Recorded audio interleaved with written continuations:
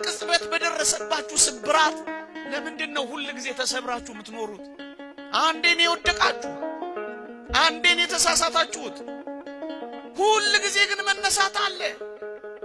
እግዚአብሔር ሆይ ብወድቅ እነሳለሁ፣ በጨለማም ብቀመጥ እግዚአብሔር ብርሃን ይሆንልኛል። ጠላቴ ሆይ ደስ አይበልህ፣ ወደ ብርሃን ያወጣኛል፣ ጽድቅንም አያለሁ ነው የሚለው ክርስቲያን። ነቢዩ ነው ይህንን የተናገረው። ወጣቶች ዛሬ በሚሆነው ነገር ሥራ አጥታችሁ ሊሆን ይችላል። ትምህርት አልሳካ ብሎ ተዘግቶ ሊሆን ይችላል። የምወዳቸውን እንዴት እጦራለሁ ብላችሁ ጭርምት ኩርምት ብላችሁ እያላዘናችሁ እያለቀሳችሁም ሊሆን ይችላል።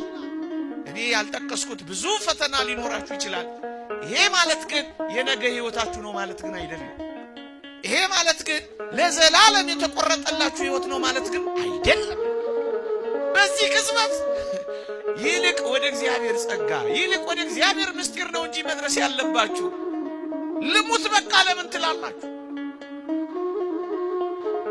ገና በልጅነታችሁ በጀመረው ነገር የበስተርጅና ዘመናችሁንም ለምን ታበላሻላችሁ?